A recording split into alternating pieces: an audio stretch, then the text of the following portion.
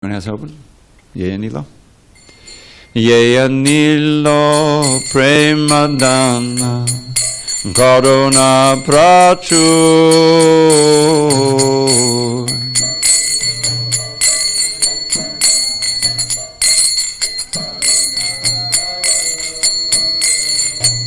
Aheno Prabhu Kota Gela Acharya Thakur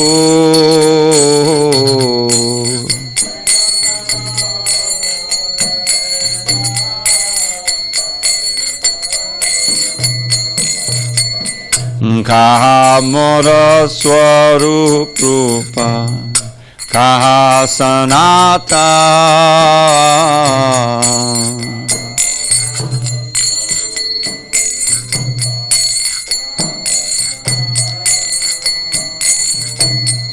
Kaha Dasa Raghunata Patita Pavan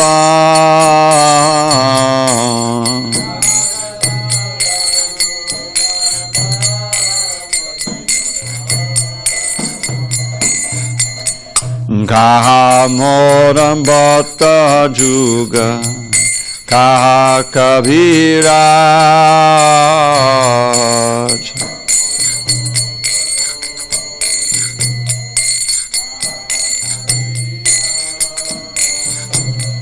Eka Kali Kota Gela Goranataraj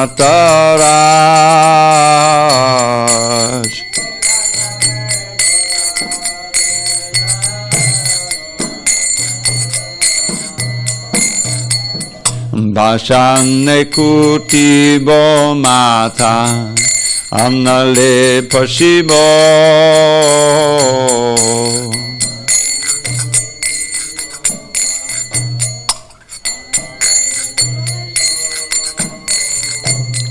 Goranga Gunera Nidhi Kotangele Pabo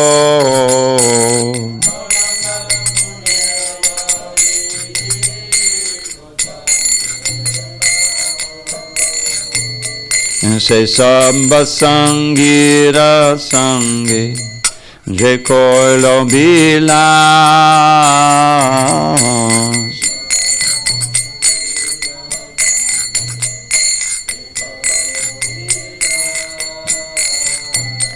Se Sangana Paya Kandhi Narottamada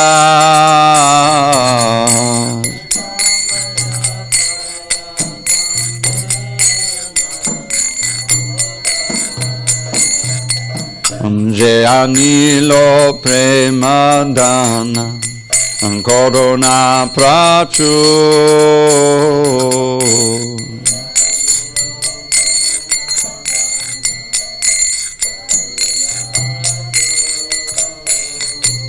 Aheno Prabhu Kota Gela Acharya Thakur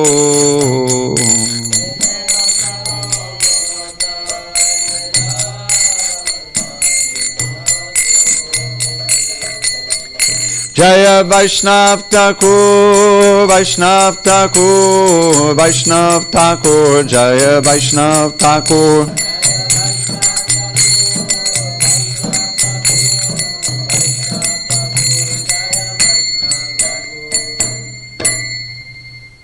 Okay, now translation. He who brought the treasure, this is a song by Narottam Das Thakur. He who brought the treasure of divine love and who was filled with compassion and mercy, where has such a personality as Srinivasacharya gone? Where are my Swarup Damodar and Rupa Goswami? Where is Sanatan? Where is Raghunath Das, the savior of the fallen?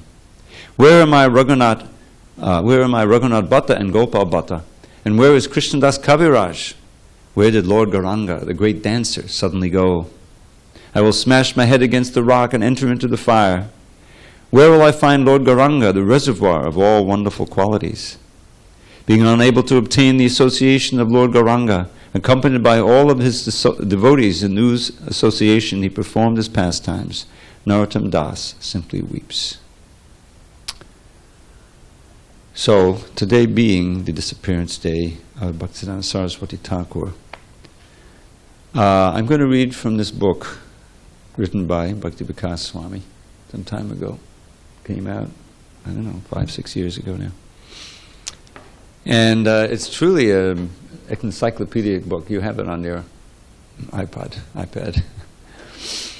And it took him many years, I remember.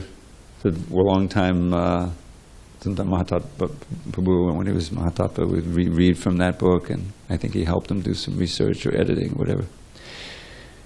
So, he broke it up into sections, different aspects of Bhaktisiddhanta Saraswati's life.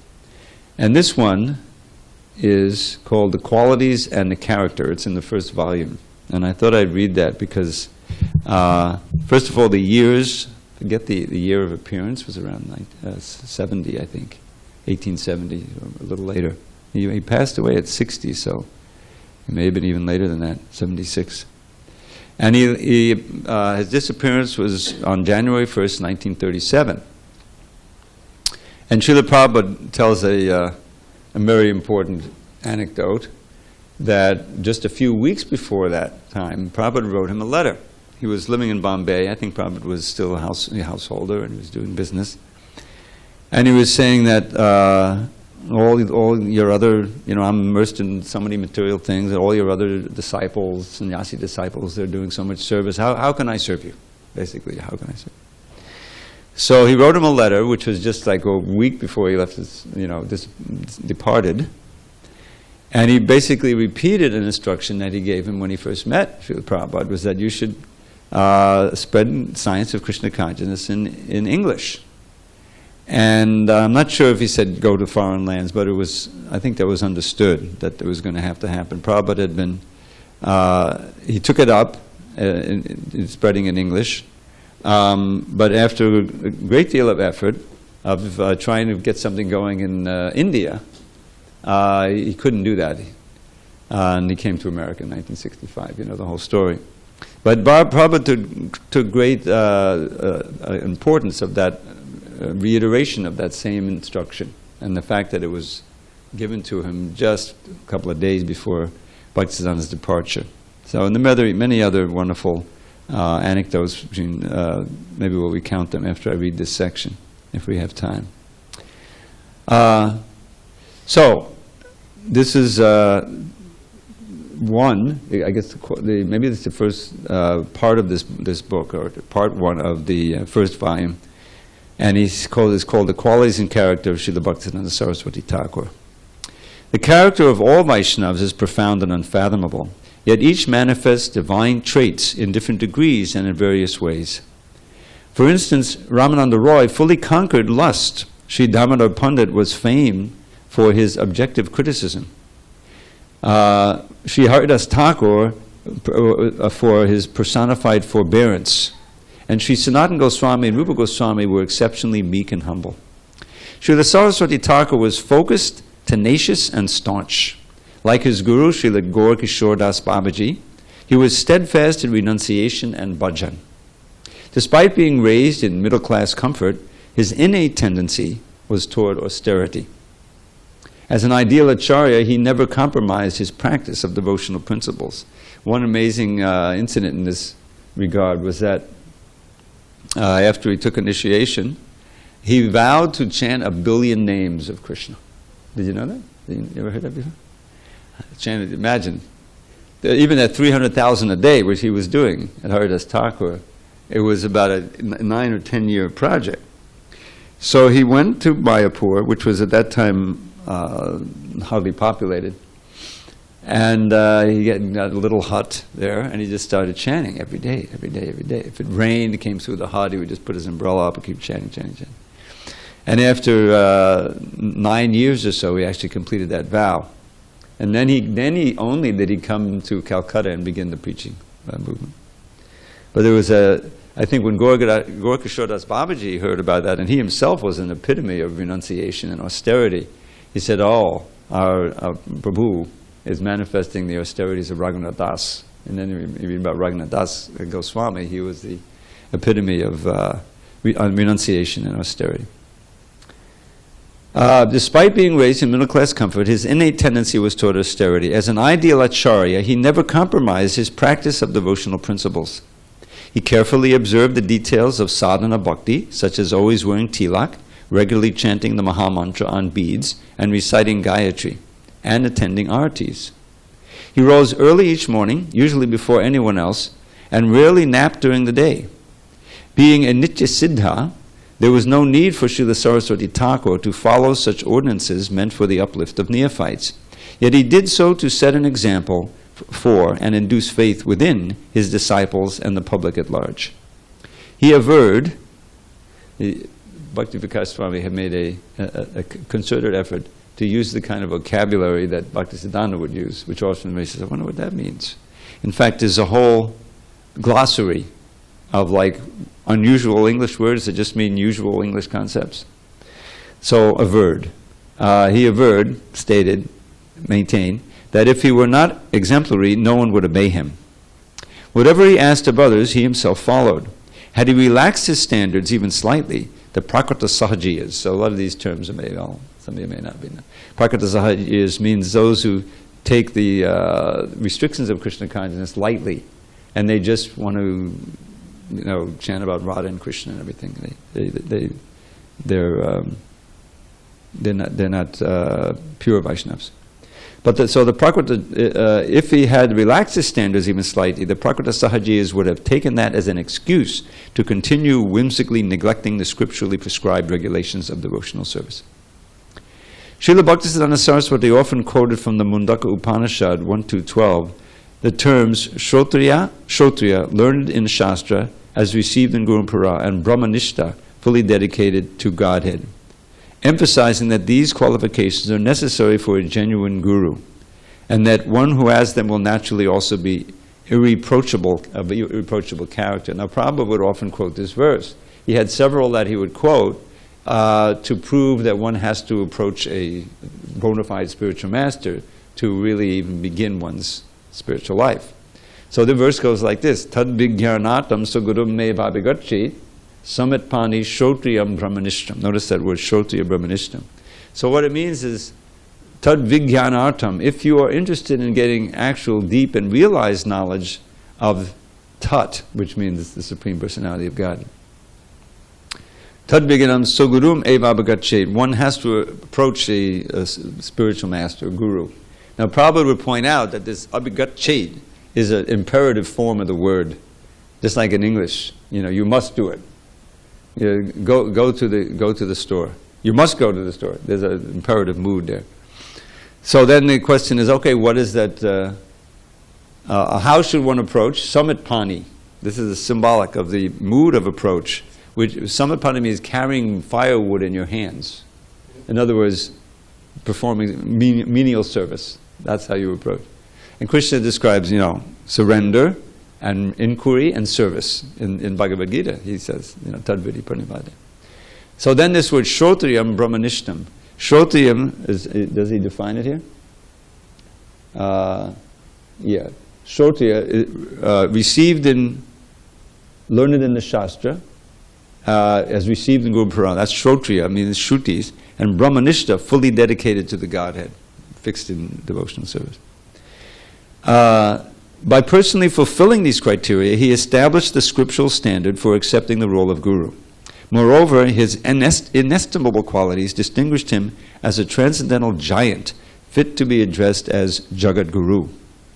As Srila Sanatana Goswami had told Srila Haridas Thakur, Apane achari keha nakare prachara karena keha nakarena achar. This is in the CC, Ancha 4:102. Some devotees follow the practices of bhakti but do not preach, whereas others preach but do not practice properly. But your behavior, he's speaking to Haridas Thakur, your behavior and preaching, by your behavior and preaching, you simultaneously perform both duties in relation to the holy name. You are the guru of the whole world, for you are the most advanced devotee in the world. Wow, Haridas Thakur. Srila Saraswati Thakur was intense, and he intensely desired that everyone he came in contact with,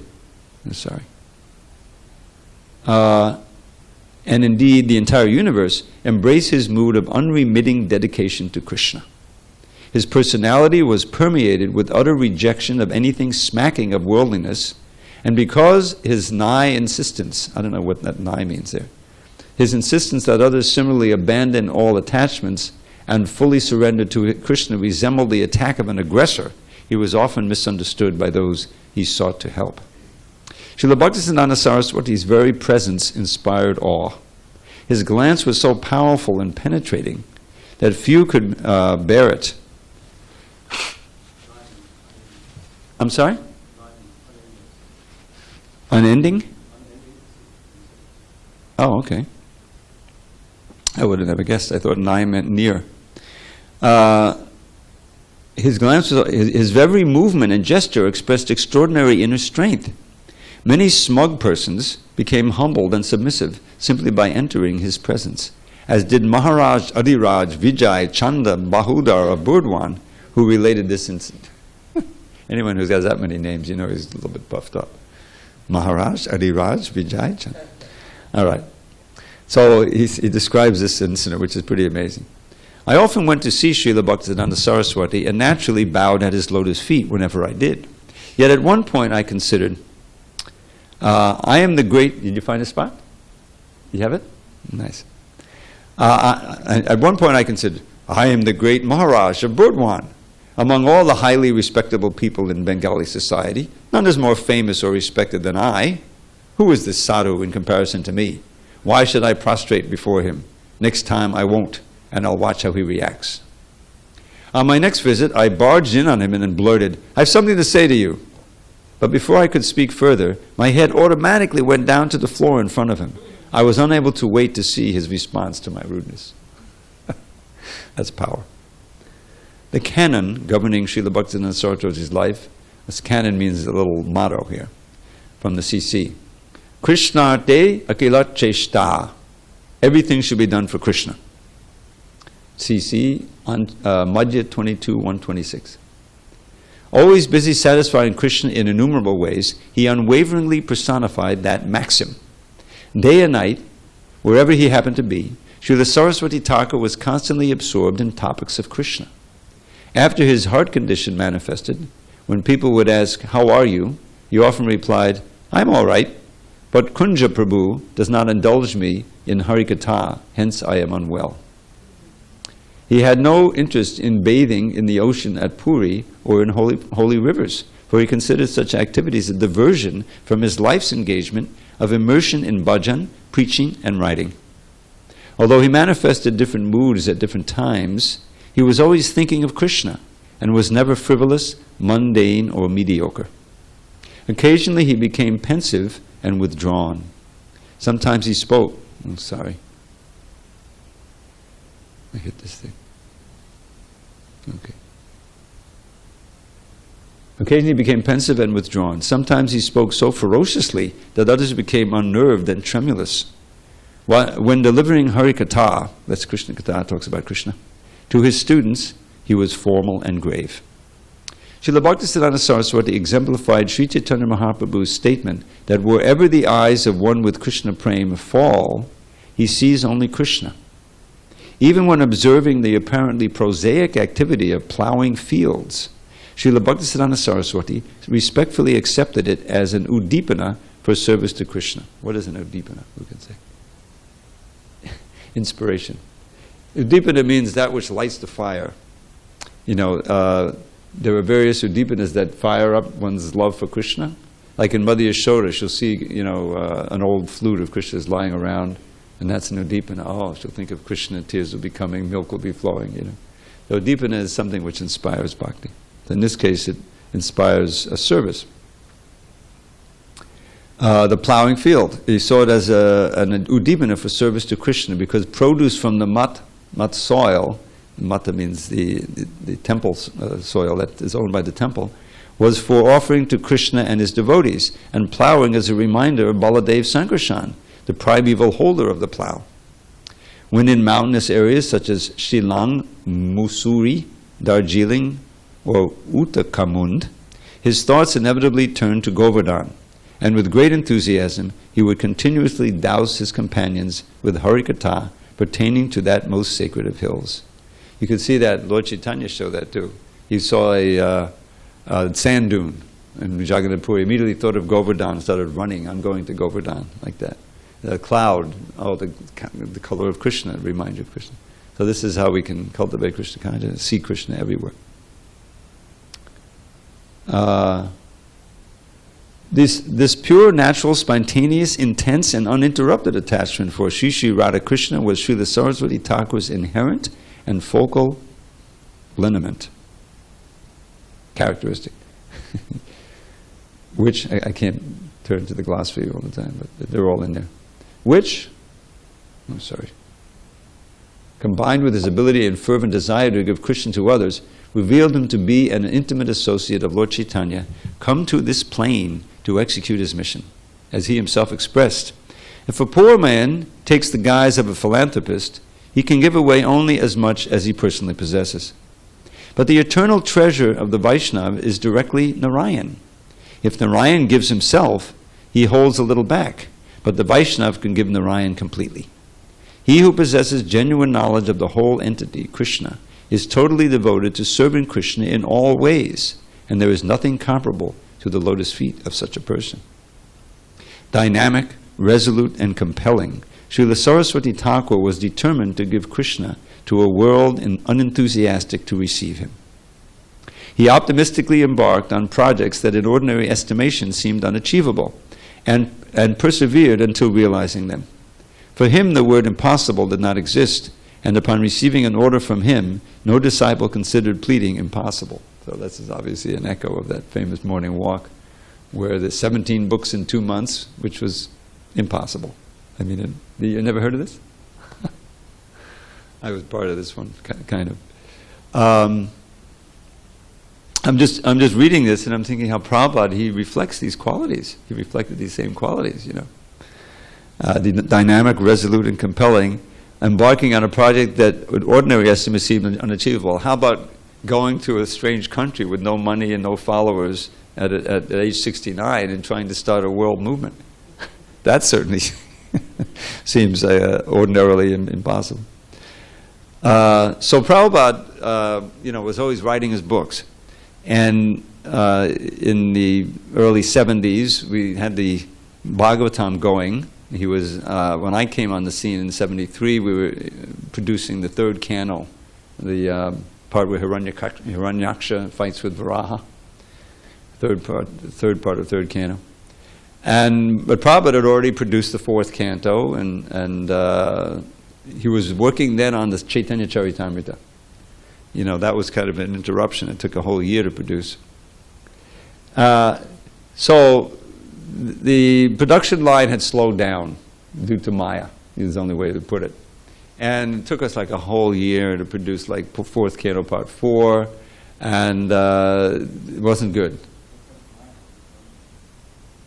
Oh, just various distractions, and the leader, who was a GBC temple president and BBT trustee, sannyasi, there was a lady, and that was supposedly she was hooked up to the Toyota dynasty, and we were going to get all these free Toyotas for the movement, but that was a lie.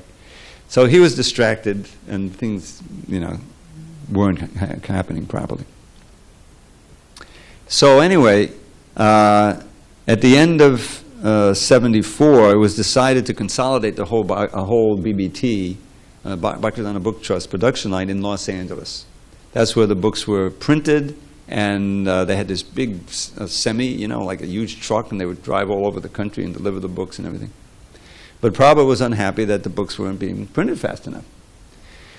So I was part of the press, so I got to move to LA, and before I went to LA, I got to go to India to see the opening of Krishna Balaram Temple. It was just a miracle. I had no money, but they sent us all, the whole BBT troop. Anyway, so we landed there, and after a few weeks, Prabhupada came, and on a morning walk, the main managers of the press were there, Ramaswara and Radhaballabha. And so they had calculated, now that everything was consolidated, they set everyone up, the painters were there and everything, that they could do 2 books a month. We were doing like 1 book a year, so 2 books a month was a huge increase. So they had figured there were 17 books that were needed to be printed. That were back, it's a lot of books. It actually came out to 15, but it became known as 17 books in 2 months.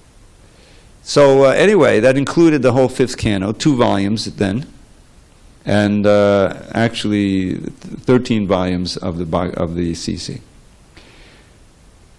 So Prabhupada turned. They were on the beach, and he said, "No, you have to produce all of the books, 17 books, in 2 months." So Ramaswami said, "That's impossible, Prabhupada." And Prabhupada stopped, looked at him. Everyone all was gathered around.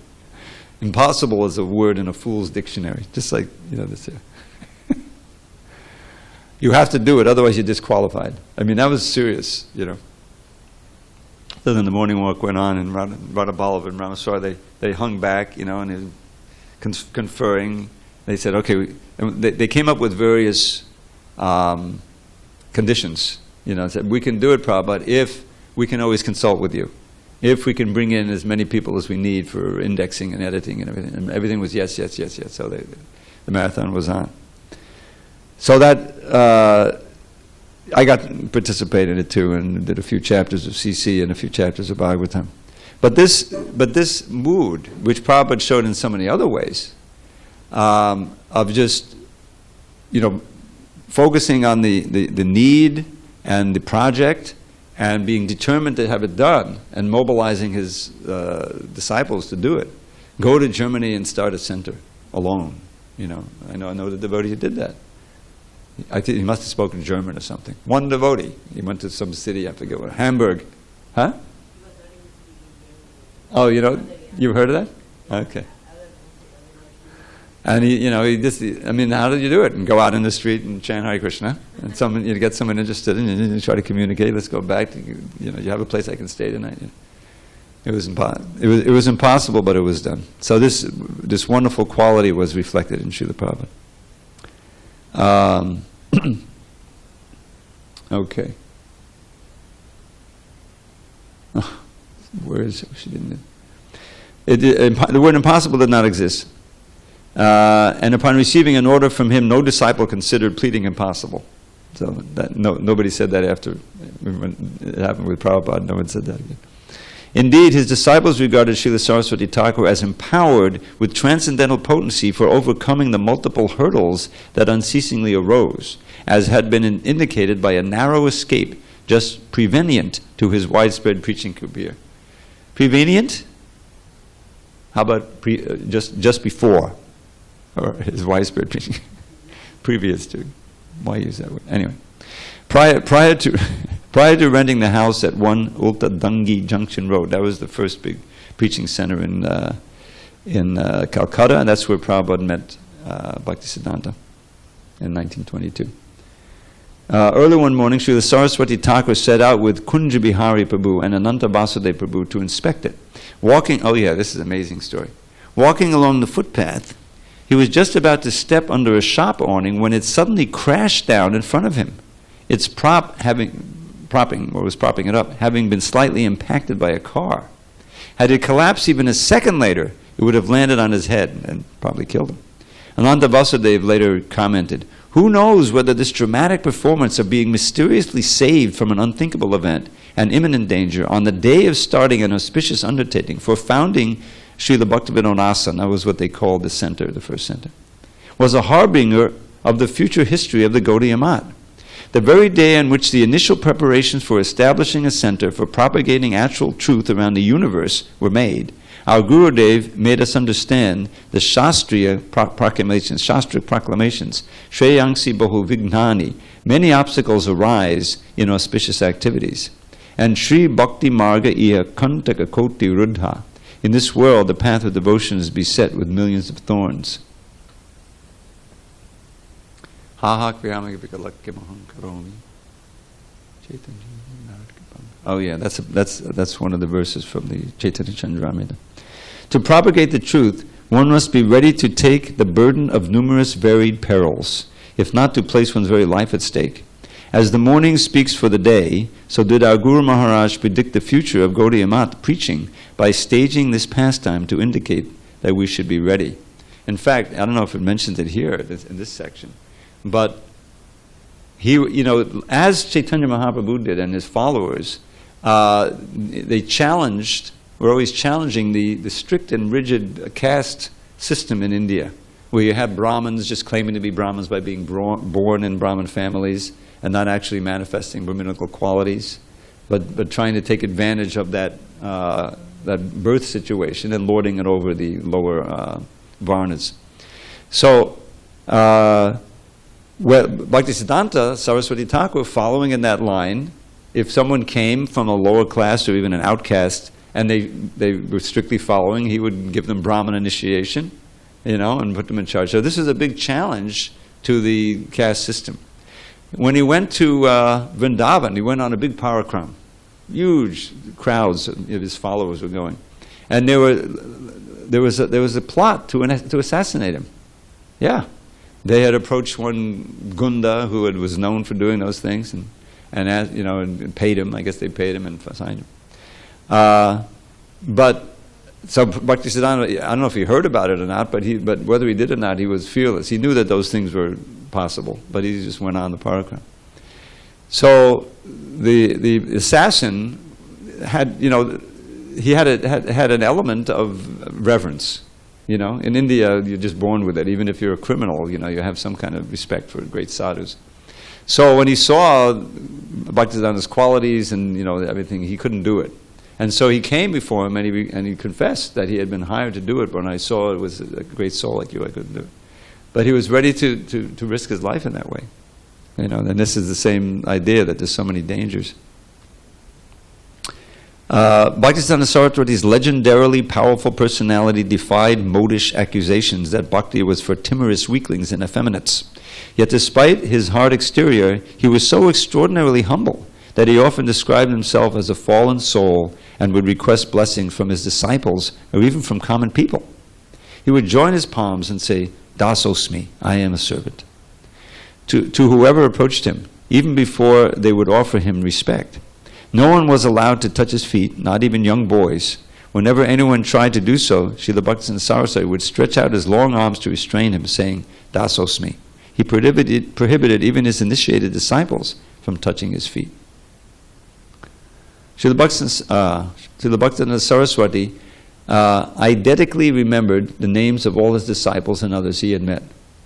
Eidetically means that anything. This is a word that I know. It means you read something once and you remember it. He remembered all the books he read, and so the author here applied this word to his remembering names. And all his disciples, others he had met. Prabhupada also showed this quality in what was that town he went to? Butler, Pennsylvania. Sally Agarwal remembers that one of the things that all of her friends were impressed with was that Prabhupada always remembered everybody's name, after you met them one time, which is very good for making friends and influencing people. He remembered all the names of his disciples and others he met. Often when returning to a place, even after a long time, he would ask by name for certain individuals he had previously met there. Srila Bhaktisiddhanta Saraswati was punctilious in receiving visitors. Whenever he received a letter stating that a person was scheduled to arrive at a certain date and time, he would arrange that one or two brahmacharis meet the guest at the train station. Even if the visitor knew the way or had not asked for help, still Srila Bhaktisiddhanta Saraswati would send someone. Once a guest arrived at the mat late at night and requested Mahaprasadam, but was told that there was none. Chanting japa on the veranda close by, Srila Bhaktisiddhanta Saraswati heard that and ordered, "See that he gets Mahaprasadam. He has come late at night hungry. Prepare something for him, at least flat rice." Nor was Srila Saraswati Thakur's concern for others limited to those in human form. In Sajjana Toshini, he featured articles, this is a regular magazine they put out, he featured articles denouncing the cruelty of and lauding efforts to curb hunting and cow slaughter. And when in April 1919 he was traveling by horse cart in a rural area of Midnapur district, the driver repeatedly beat the horses all along the 8 to 10 mile route. Srila Saraswati Thakur strongly objected and adjured the local inhabitants to prevent such mistreatment from happening ever again. Such compassion was intrinsic to his great personage, this great personage who had dedicated his existence for relieving all living beings of suffering.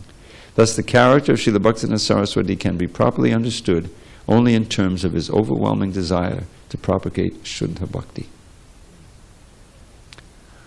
So, shall I read a little bit more? So the next question, the next section, is called The Revolutionary Preacher of Truth. This is a great book. It's all available free in a PDF file, a huge PDF file. The book is like 3 big volumes. I can provide it or you can download it. He's made it available for free to everybody. At first when I was able to download it, I said, oh my God, who's bootlegged this book and put it on? I mean, I didn't not download it, but I was thinking this is something. But then I realized that you go to the website, you can download it. It's great. The spiritually minded will, so this is a quote from, it doesn't say, there's a note there, maybe you can look up the note. You see it says 1 at the next section. The spiritually minded will judge how many major revolutions in history compared to the revolutionary preaching of the Gaudiya Math against the materialistic thought patterns of the world. This is probably a quote from him. It tells where it's from. Srila Bhaktisiddhanta Saraswati inherited the urge to preach from his father and mentor, Srila Bhaktivinoda Thakur. Energized by the Thakur's vision of Shuddha Bhakti, that's pure devotion, diffusing throughout the globe, Srila Bhaktisiddhanta Saraswati had an unrelenting drive to deliver Shuddha Bhakti to all jivas in the universe, and even to those beyond it. He wanted to capture the whole territory of Maya and convert it to Krishna consciousness. He could not tolerate that there be any place devoid of Krishna Bhakti. Not restricted within the cultural horizon of Bengal, he wanted to annihilate misconceptions at all levels, in all cultures of human society, and implement full-fledged theism everywhere. Even though seemingly impossible, he took it as his duty to spread Shuddha Bhakti by all means and at any cost. To establish Lord Chaitanya's mission, the fetters of caste, ritual, and indeed all pre-existing stereotypes and dogmas would have to be demolished. Hence, Srila Bhaktisiddhanta Saraswati inevitably became a revolutionary. His efforts were concentrated in a Bengal where Gaudiya Vaishnavism had lost its original dynamism, and from the ethnological perspective had transmuted into yet another component of the vast heterogeneous mosaic known as Hinduism. Although widespread, Vaishnava Dharma was enveloped by a thick fog of nescience, having become synonymous with artificial shows of ecstasy, mantras imparted for money, flesh-eating devotees, cheaters competing to be lauded as avatars, Siddha Pranali initiation for the asking. Siddha Pranali means you know what it means? Immediately, you're at initiation, you're told your eternal relation to Krishna. And you're supposed to try to think of yourself in that relation, even from the very beginning stages. But here's, not only is that wrong to do it at the beginning, but here's for the asking. I don't know if there was any money involved or what, but it's crazy. And descriptions of the amorous pastimes of Sri Radha Krishna bandied about like cheap market gossip. In other words, you're an established guru. I just walk in the door, I don't know, I'm not chanting anymore, even 2 rounds a day, and could I please have my eternal relation to Krishna? And then you're given it by some meditation. It's fake. It's obviously it's a con game. In this way, the Prakrita Sahajiyas, materialistic fakers, had etiolated the movement. Etiolated means? I have no idea.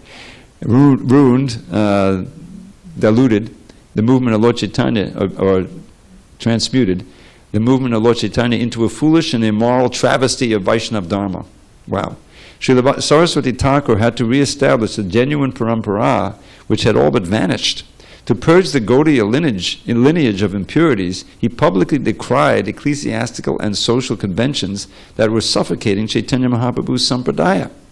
Animated with the heroic spirit of Hanuman in opposing Ravana, Srila Saraswati Thakur committed himself to a lifetime of struggle against the beneficiaries of the rotten status quo. It was a war. The war is still going on. Preaching meant fighting. Although Indian society had traditionally been deeply religious, Srila Bhaktisiddhanta Saraswati insisted that mere theocentricity was not sufficient. Thus he openly criticized beliefs and practices held sacral? How about sacred?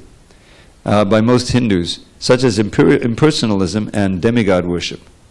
With unfaltering determination, he uninhibitedly cudgeled various misrepresentations of Vaishnava Dharma, business in the name of religion, casteism, atheism, Western cultural chauvinism, sensualism posing as spirituality, and innumerable forms of opinionative and deviant philosophies. Whatever fell short of pure devotion to Krishna. This was in accord with the intrinsic purport of Srimad Bhagavatam. This was with the intrinsic purport of Bhagavatam, which singularly among scriptures established the topmost understanding of the Supreme Lord and the individual soul's relationship with Him, and expounded Dharma approach at the Kaitava, complete rejection of religious principles that are selfishly motivated. Holding that every word of Bhagavatam outweighs any other opinion, past, present, or future, Srila Bhaktisiddhanta Saraswati likened all religious processes, save that given in the Bhagavatam, to jars of poison with a little milk floating on top, and composed a distich based on Bhagavatam's rejection of motivated religious practices. So the distich is like a motto in Bengali.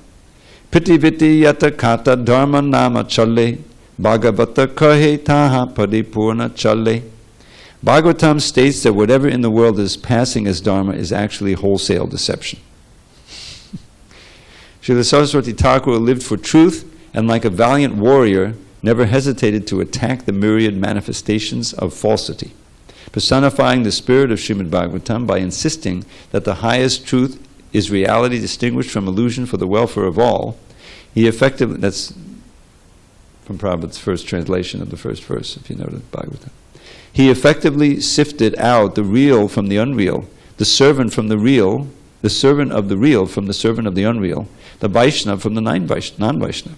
He never countenanced the slightest deviation from the truth, not even by the most eminent or nearest and dearest persons, and would detect, expose, and dissect even the subtlest presence of fallacy in theories and statements that to others appeared entirely plausible.